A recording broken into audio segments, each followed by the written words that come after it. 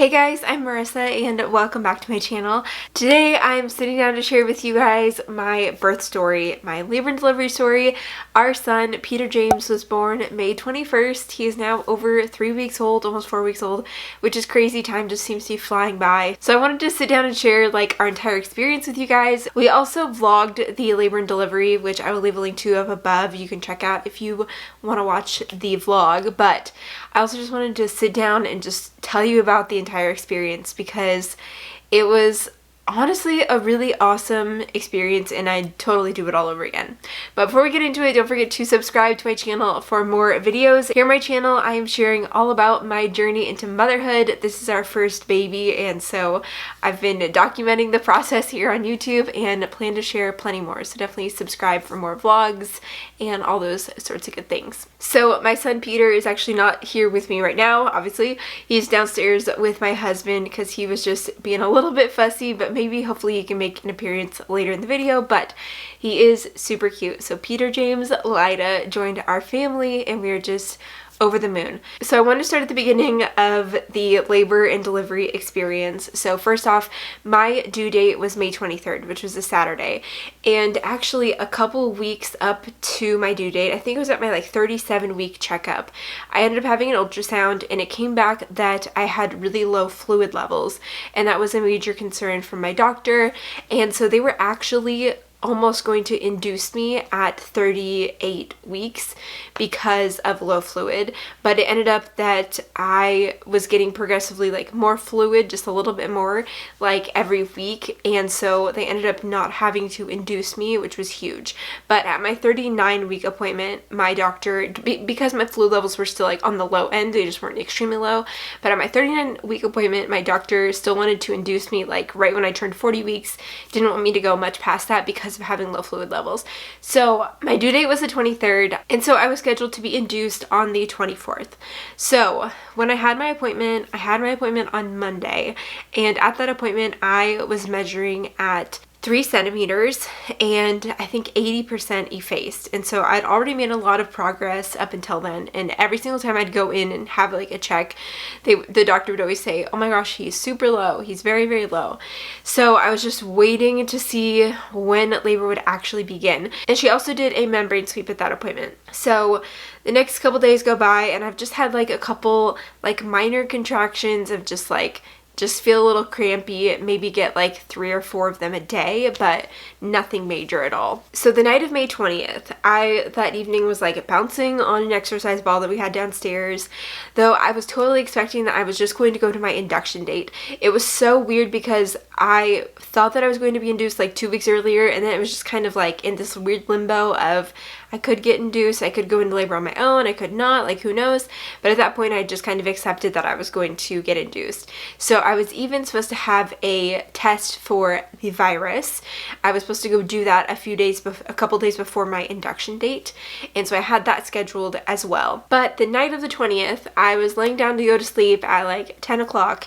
And I noticed that I had just like, again, some minor contractions, just like it felt like a little bit of cramping, though it wasn't very frequent at all. It was maybe like, I don't know, every half hour or so, and it was just super mild. So I didn't really think anything of it.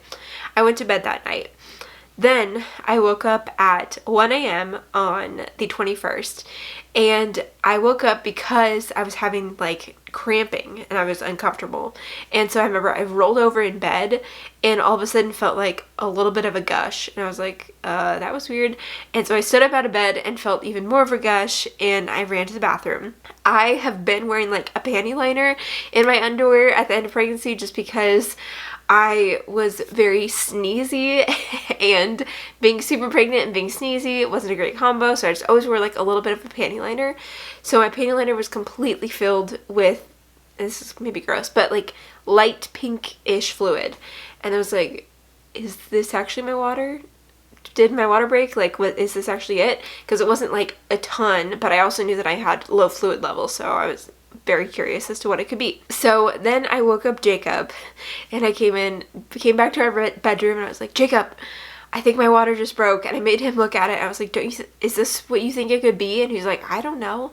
So I then called my doctor's like on a call number and gave her a call in the middle of the night at 1 a.m., which I felt so bad doing, but obviously that's what they're there for. So I gave my doctor a call at 1 a.m. and she was like, yeah, that sounds like your water broke. So head on over to the hospital. At that point, I was beginning to have more frequent contractions, and I then got out my phone and started to actually time them, and they were about like 8 to 6-ish minutes apart, and they were definitely becoming more painful. So we gathered up all of our bags and things that we had ready to go, and we got in the car. On our way to the hospital, my contractions were getting more intense, and they were then like every 5 minutes apart, which was when I was supposed to like call the doctor to go to the hospital anyway, so we were well on our way. So we got to the hospital around 2 a.m., and given the circumstances of the pandemic, when we walked up to the hospital, we actually got to go through the labor and delivery wing.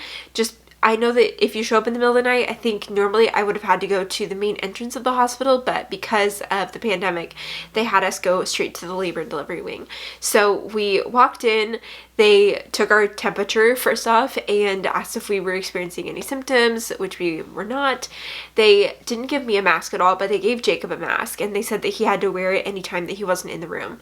They walked us straight to our room, and the hospital that I was delivering at is, like, the room that you're in is where you get, like, have triage and where you end up laboring and deliver, and also where you recover. It's, like, all in the same room. So they took us to the room, and they were like, okay, well, we'll check you and see how you're doing. So I got in my hospital gown and was still experiencing all these contractions, and they came in and checked me, and I was then like 4 centimeters. And the contractions were like starting to get like closer together and more painful. And so because I said that I thought my water could have broke, they wanted to test the fluid. So I did have like a panty liner, but I'd like changed it from the initial gush, so there wasn't really any liquid in it. So they tried to test it and they like couldn't find anything. And so then they even tried to like test it on me, and that also came back negative as amniotic fluid with like their little test strips, which was frustrating. And so I was wondering if we were even actually going to get admitted. So they said that they wanted to like hook me up and watch me for a bit and see how I was progressing to see if they were actually going to admit me. So I got like all the monitors set up and everything. But then the nurses came in to check on me like an hour or so later and said that I was making some progress, and so that they would keep me there.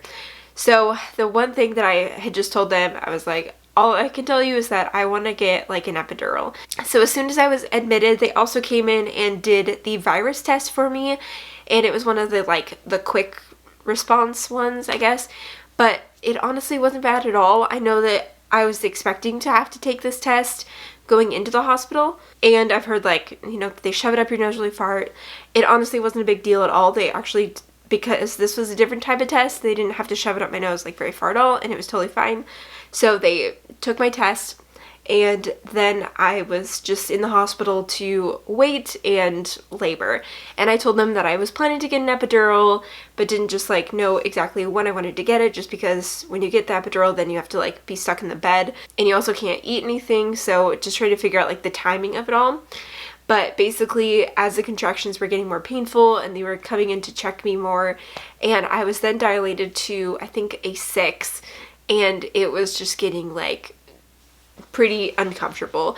So I decided that I wanted to get an epidural. So I think that was around like 7 a.m. that I got the epidural. The anesthesiologist came in, and I think that was like the perfect time for me to get it, because I was able to like relax enough for them to put it in like between contractions, like the contractions weren't that close together, and also I wasn't like in too much excruciating pain, but I was also like far enough along that I wasn't going to be stuck in a bed for like 24 hours. Like I didn't really want that to happen. So I got my epidural at about like 7 a.m. and from there it was just a literal dream. Like the contractions were painful, nothing like unbearable, but my like pain scale level, I was I'd say like between like a 6 and a 7, I guess. But as soon as I got the epidural, it was just like literally as soon as I got it, it was just completely gone. Like I didn't feel any of the contractions. And I think the biggest thing with getting the epidural was that then I could actually rest. And since I'd only slept like a couple hours in the night because I woke up at 1 a.m., it was nice to be able to just like take some naps in the hospital. So that's basically what we did for a few hours there in the hospital, was just relax and take a lot of naps. And I tried to eat a little bit before I got the epidural, but honestly, like being in labor, I wasn't hungry at all. I didn't like want anything. And even with having the epidural, I still like wasn't hungry at all. But I did get like some Jell-O. The nurses brought me some Jell-O. Jacob got to like order food from the cafeteria that got like delivered up to our room because of the virus. And so he was taken care of. He was getting his meals, and then I was just like eating Jell-O, which was totally fine. So for the next few hours that day, things continued to progress. I got to 8 centimeters pretty quickly on my own, and then I got to 9 centimeters pretty quickly. I think I was at 9 centimeters around 1 o'clock. I think I hit 9 centimeters, and so we felt like it was going to be like this super fast process. And at that point, my body just kind of like stopped. I then ended up getting like a little bit of a fever, not like enough to be a full fever, but just like a low grade kind of fever going on, which they didn't know if I could be like getting an infection or if that was just like a sign of labor. So we were trying to watch it a little bit, and it ended up that the fever went away. But my doctor came to check in on me and, you know, evaluate how I was doing, and decided to start some Pitocin because I had been at 9 centimeters for, I think it was maybe like 4 hours. I was just sitting at 9 centimeters. So we started some Pitocin to get me to 10. So I really can't believe that I got all the way to 9 centimeters on my own. Obviously, like I had an epidural, but I didn't have like a Pitocin or any other sort of medication to induce me. So at 9 centimeters, I started some Pitocin, and even with that, it wasn't making a ton of progress. I will say too, with having the Pitocin, it was definitely making me feel the contractions a lot more. With the epidural, they gave me like a button that I could hit to like increase the flow of it, or like, you know, give an extra dose of the epidural, and I never felt like I had to hit it. But as soon as I got the Pitocin, I was definitely feeling the contractions more, and some of it was a bit more painful. So I was trying to like rotate from like one side to the other so that I could like get more of the epidural to like each side that was in a little bit more pain. They also were trying to do everything to get baby to drop just a little bit more because I was just so close to getting to 10 centimeters. So they even got out like the peanut ball that I like put between my legs, and they'd like turned me from one side to the other, and all of those things still weren't working to get me to 1 more centimeter. At that point, I was also just becoming a little bit more concerned that we may have to do like a C-section or something because it was taking so long to get to 10 centimeters.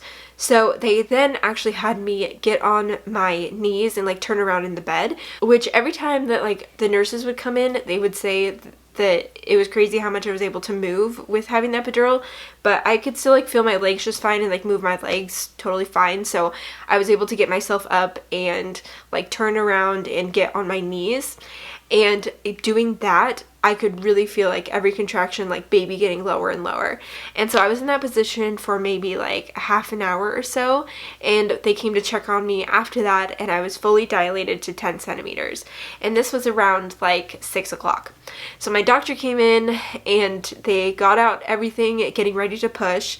My doctor told me that it would take probably 2 hours of pushing since I was a first-time mom, and so I was preparing for that. And so another nurse came in and we were getting ready to start doing some practice pushes. So like the nurse and doctor were there and were kind of guiding me as to like how to push. Basically, all I can say is that it felt like I just had to take like a really big poop. Like that's basically all it felt like. And even to this day, like I have no clue if I actually like did poop while I was pushing, because it just that's literally what it felt like. And I even asked Jacob, I was like, did I poop? And he's like, I honestly don't know, because he didn't go down there. He stayed up here with me. So we did a few practice pushes with the nurse and the doctor, and then the doctor had to go, like, she was like, oh, continue doing practice pushes. I have to run and check on something else, and then I'll be back. So I was doing more with the nurse, and during that time, the nurse was like, okay, I hope the doctor comes back soon. And that was also encouraging that we were, like, progressing. The other thing that I forgot to mention is that somehow I ended up being the only person in labor and delivery who was actually like in labor during that time. Like on the entire maternity ward, there were only like a few of us who were there for like labor, delivery, and recovery and everything, and I was the only one who was in labor. So definitely when the time came to actually deliver the baby, it felt like there were a ton of nurses in the room. But all that to be said, the doctor came back into the room and she was like, okay, yeah, we're gonna get going. So with every contraction, I was then able to feel it more, just more like pressure, like downward pressure, and really did feel like the urge that like I needed to push. So we began doing like full pushes. It didn't hurt because I had the epidural. It just felt like a lot of pressure, and also just, again, just felt like I was taking like a really big poop. I don't know how else to describe it. But we continued pushing, and when his head was crowning, the doctor was like, Jacob, do you want to come look? In which Jacob like actually did go look. And actually when he was crowning, the doctor was like, Marissa, you want to like reach down and feel him? So I actually did get to like reach down and feel his head, which was a super weird experience. So we continued pushing, and at 7:10 p.m. our son was born after 40 minutes of pushing, and it just felt like this daze, like, and even thinking back to it now, it just feels like this dream basically of like he was born and then immediately they just like threw him on my chest and we got to have like skin to skin time, and he cried right away. It just honestly, like, it just felt like a dream, and it was just so surreal that like our son was finally here after 9 months. He's also our rainbow baby, like the baby that we had after a miscarriage, and just being able to like have him on my chest and hold him in my arms, it just like felt so surreal. We got to do delayed cord clamping, so they waited a little bit longer, and then Jacob got to cut the umbilical cord, which he actually didn't want to do, but in the moment they were like, here, Jacob, clip the cord, and he was like, okay. So Jacob also got to cut the umbilical cord. It was hard because we weren't allowed to film the actual delivery, which I really would have loved to have, not to have any like weird stuff shown, but just like our faces basically. But it was really nice. The nurses like took a bunch of pictures for us, which was really special too. So I got to have skin to skin with him for maybe like 45 minutes, and then they took him to weigh him and also like wash him off a little bit and get his footprints, and we found out that he was 7 pounds 4 ounces, and he was just absolutely perfect. After we delivered, we spent another like 48 hours in the hospital, and we definitely had a whole experience with that as well. The labor and delivery was honestly awesome. I loved every bit of it. Getting an epidural was fantastic. The actual like pushing delivery was great. Like I would do all of that over like 10 times over again, then go through the first like few days of postpartum. It was really hard. I was so not prepared for the emotions of it all. I cried so much in the hospital afterwards. I was so not prepared for. And it ended up that our son Peter had swallowed a bunch of amniotic fluid, and he had it in his stomach, and so it ended up that he was actually really struggling to nurse. We never actually really did get to nurse at all in the hospital because it would just make him so sick. Like he'd try to like latch him on and he immediately would like gag, and he was spitting up just tons of amniotic fluid. He ended up having to get his stomach sucked twice while we were in the hospital, which was like really traumatic as new parents to have to like have our son go through that. And then we had to start syringe feeding him because he was jaundice and needed to like actually get like that through his system. And so we were syringe feeding him donor milk in the hospital because my milk hadn't come in yet, obviously. And all the while during this, I was pumping colostrum to then spoon feed to him. Like I'd pump it out on a tiny little plastic spoon and dump it in his mouth because he couldn't latch or suck or do anything like that. We couldn't nurse at all because of his circumstances, which was really hard. I cried so much in the hospital, so much. Those first few days were excruciatingly hard, just like the emotions of it all, and then just like the difficulty in being able to nurse.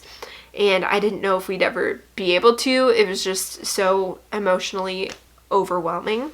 And because of his jaundice, the hospital actually said that they would let Peter stay in the hospital for another day because of his circumstances, but we'd be able to stay there with him, but I would be discharged, but still be able to stay there with him. And we decided not to do that just because we had his pediatrician follow-up appointment literally the next day. So we felt like it would be okay for us to go home if he was like doing well, because we had a pediatrician appointment the next day. So they checked his jaundice levels a couple of times and it ended up that they were getting better. So we were cleared to go home. And then that was like our entire hospital stay. We then walked on out of the hospital because of the virus and everything happening. Like, we weren't able to leave our room at all during labor and delivery, so we stayed in that room for almost like 3 days in the hospital. And by the time that we left, like that was the first time that we had walked outside of that room. Hi. So this is Peter. This is our sweet boy. He's blowing some bubbles for you, but he's super cute, very sweet. And I can't believe that he's already almost a month old. But we are very thankful to have him join us, making his appearance. And he will have his appearance in a lot more videos coming up too. So that's all that we have for this video. Don't forget to subscribe to my channel for more videos, and also give this video a thumbs up if you enjoyed it. Thanks for hanging out with me, you guys, and I'll see you in the next video. Bye.